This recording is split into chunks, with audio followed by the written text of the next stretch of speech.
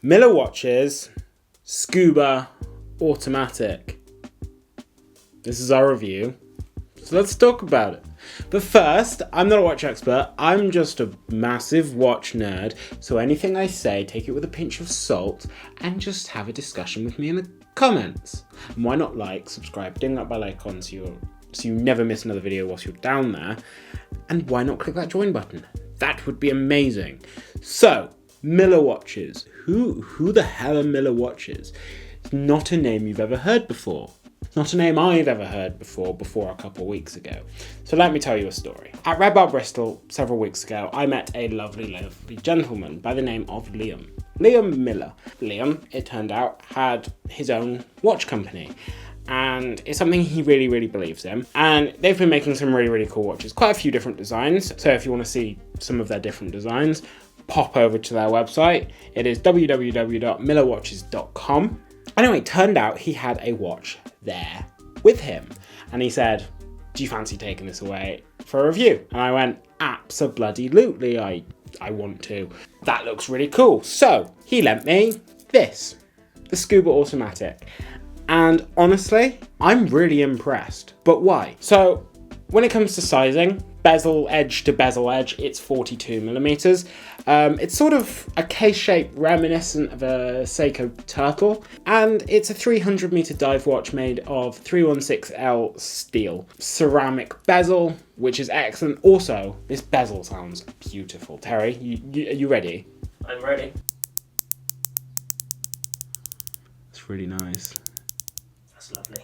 It's got a lovely amount of sort of resistance. Really nice bordered date window at 6 o'clock with a contrasting white background. Some people will prefer a color matched one.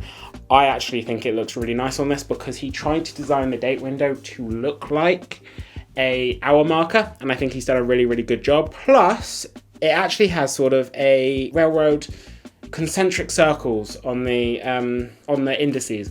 Can't figure out how to describe it, can't remember how to describe it, but it looks lovely. When it comes to using the crown, everything is it feels actually pretty nice. There's no sharp edges or anything, even though the crown is almost completely recessed against the crown guard, so it doesn't protrude more than a millimeter or two. It's actually really easy to screw in and out, because obviously being a 300-meter diver, it's a screw in, screw out crown. Solid case back with the Millar Watches logo, 20mm lug width. I guess one of my only real complaints about the bracelet is there's no taper. Lots of people prefer there being no taper. I would have liked a bit of taper because it would have made it a bit more comfortable, but in terms of the comfort of the bracelet and everything, I have no complaints. Really nice milled steel clasp. Also, something I really need to mention, the micro adjust is probably the best micro adjustment I've ever used on a watch, let alone a watch at this price. My first full day of having this, I wore it to a music festival. Download.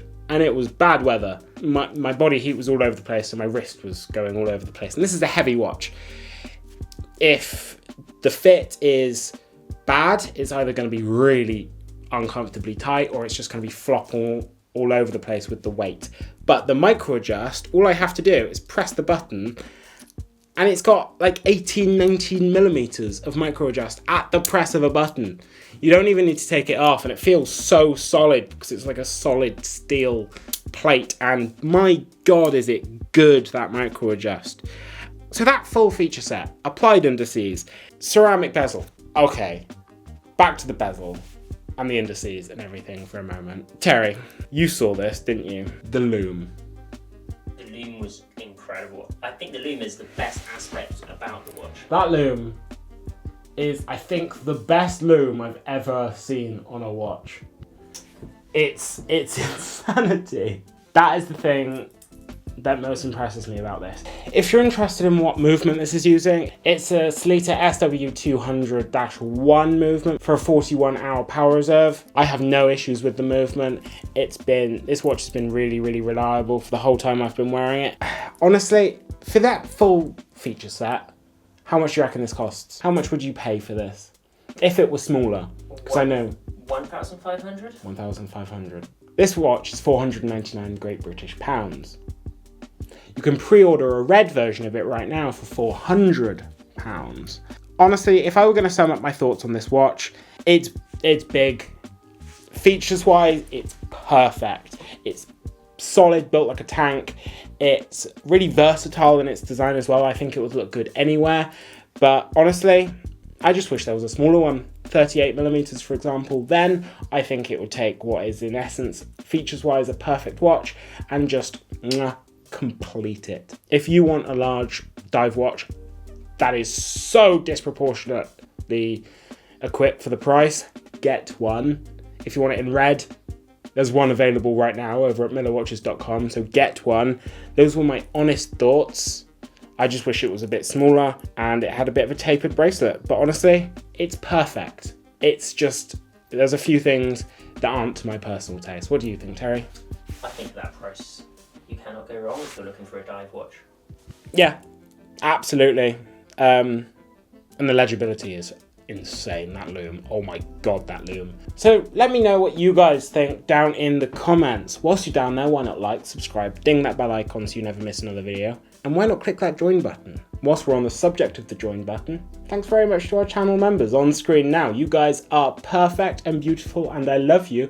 And to everyone else, watch yourselves.